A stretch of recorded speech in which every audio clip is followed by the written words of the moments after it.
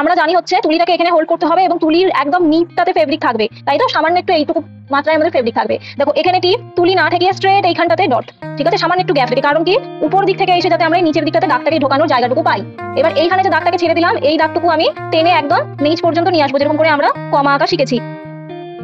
দেখো একদম নিচ অব্দি নিয়ে এলাম। অপোজিট সাইডেও কিন্তু সেম, এখানে ডট, তুলি না থেকে স্ট্রেট এইখানটাতে ডট, সামান্য একটু গ্যাপ রাখতে হবে এবং বাকি লাইনটুকুকে ঠিক আমরা এখানটাতে ঘুরিয়ে দেবো, বাকিটুকুনি করবো।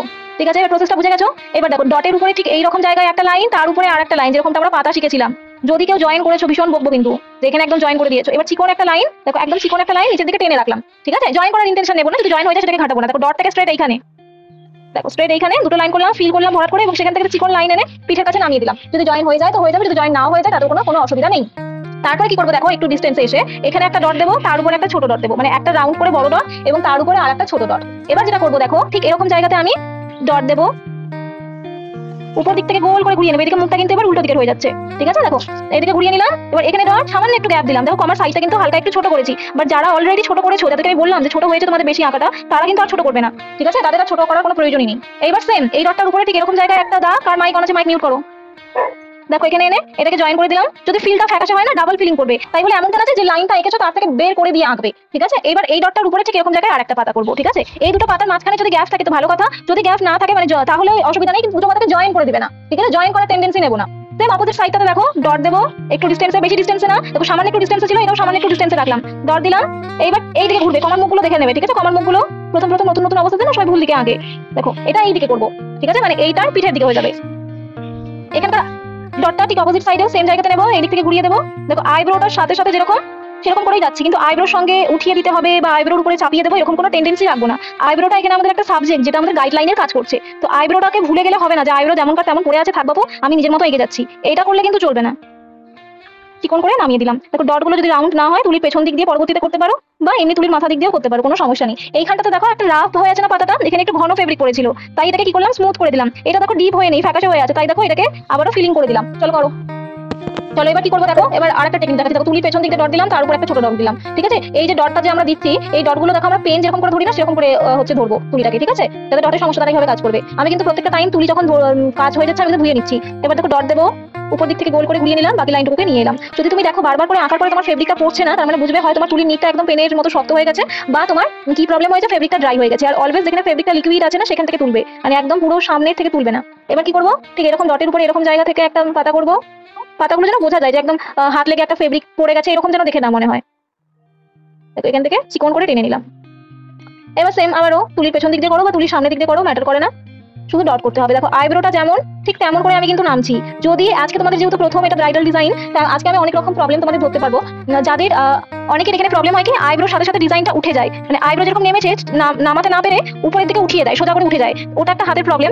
যাদের হ্যান্ডরাইটিং বাঁকা তাদের এই প্রবলেমটা সব থেকে বেশি হয়। তারা কি করবে, এখানে আর্ট পজিশন থেকে এই যে এখানে যেরকম পেন্সিলের মার্ক করে নিয়েছে, এরকম পেন্সিলের মার্ক করে নেবে, যাতে তুমি বুঝতে পারো যে এইটুকুর মধ্যে তোমাকে থাকতে হবে। ঠিক আছে, আবার অনেকে কি করে, এন্ডিং এর দিকে এসে মোটিভগুলোকে খুব বড় বড় করে দেয়। ঠিক আছে, এটা প্রায় 60% বিগিনার আর্টিস্টদেরই প্রবলেম। তারা কিন্তু মাথায় রাখবে যে তোমাদেরকে ছোট করতে হবে, ডিজাইন অলওয়েজ ছোট করতে হবে। নামছি মানে আমাদেরকে হয় সেম সাইজ রাখবো কমার, না হয় ছোট করবো। প্রত্যেকে যে সাইজটা রেখেছো সেই সাইজটাই রাখবে, তার থেকে ছোট বেশি করতে যাবে না। এবার দেখো 90% আর্টিস্ট কি করে, যে এখানে আমি যদি তোমাদেরকে ছেড়ে দিই ডিজাইনটা এরকম দেখিয়ে, তোমরা এখানে এসে ছেড়ে দেবে যে আইব্রোর উপরে ডিজাইন হয়ে গেছে মানে আমার ডিজাইনটা কমপ্লিট। এটা কিন্তু কখনোই করবে না। যতখানি আইব্রো ততখানি ডিজাইন কখনোই রাখবে না, আইব্রো থেকে ডিজাইন অলওয়েজ বের করে দেবে। দেখো ঠিক এরকম ভাবে কি করছি, ডটটাকে করে নিলাম।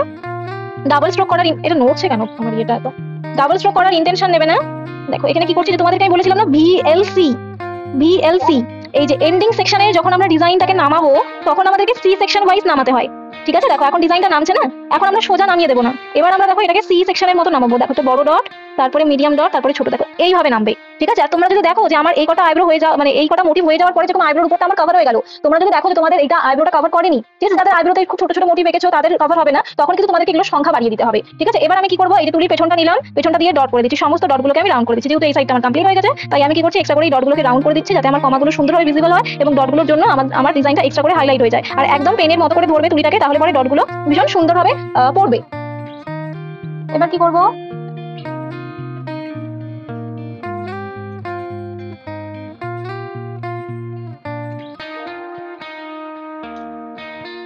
যখন দেখবে তুলিতে অনেকগুলো ফেব্রিক আছে না, তখন সেই অবস্থাতে কাজ করবে না, বা জল দিয়ে ধুয়েছো সেই অবস্থা দেখা গেলো জলটা থেকে গেছে, তখনও তোমরা কিন্তু কাজ করবে না। সেটা যখন ডটটা দেবে তখনই তুমি বুঝতে পারবে যে তোমার ফেব্রিকটা মানে তুলিটার মধ্যে জল আছে কিনা।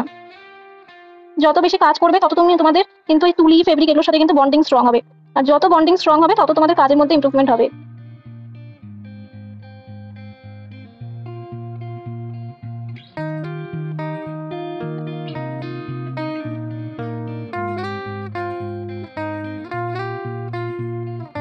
অনেক সময় দেখবে কাজ করতে গিয়ে তুলির মধ্যে কিছু বালু বালু জিনিস আটকে আছে, এটা ফেব্রিকের একটা নোংরা, হ্যাঁ মানে ফেব্রিকেরই দানা, যেটা একটু বালু বালু হয়ে যায় যখন আমরা ফেব্রিকটা শুকিয়ে আসে, জল মেশানোর পরে একটু বালু বালু টাইপের হয়ে যায়। তো ওইটা যখন দেখবে যে তুলির মাথায় তুমি দেখতে পাচ্ছ, মানে তুলিটাকে খুব ভালো করে অবজার্ভ করবে, যতটা সুন্দরভাবে নিজেদের মুখটাকে আয়নায় দেখো ঠিক সেই রকম ভাবে তুলিটাকে দেখবে, একদম যত্ন করে সুন্দর করে, তখন দেখবে কাজ করতে বেশি সুবিধা হচ্ছে। যত বেশি তুলিকে যত্ন করবে তত তোমার কলকা সুন্দর হবে, এটা কমন থিওরি।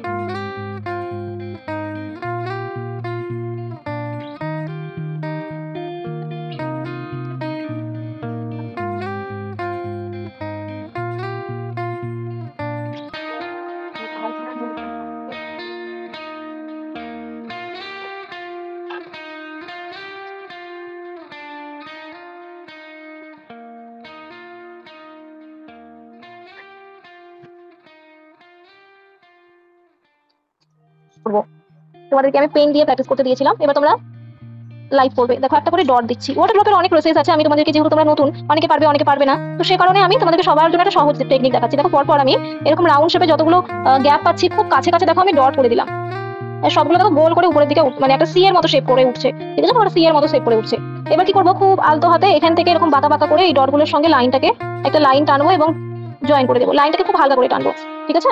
এইবার কি করবো, সামান্য একটু ফেব্রিক নেবো, এই ডটটাকে এই লাইনটার সঙ্গে মিডিল অফ দি মার্চ করবো, মিডিল অফ দি মার্চ করবো, পুরো লাইনটার সঙ্গে মার্চ করবো না, যেটা টিপের সঙ্গে যেখানে জয়েন হয়েছে না ওই জায়গাটাতে মার্চ করবো না, জাস্ট মিডিলটাতে সাথে একটু মিশিয়ে দেবো, ভি এর মতো করে শেপ নিয়ে মিশিয়ে দেবো।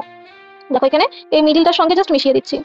প্রেশারটা খুব লাইট রাখবে, একদম লাইট, খুব হালকা ফেব্রিক নিয়ে করবে, যতটা হালকা ফেব্রিক দিয়ে নেওয়া পসিবল। দেখো আমাদের সুন্দর ড্রপের শেপ হয়ে গেল।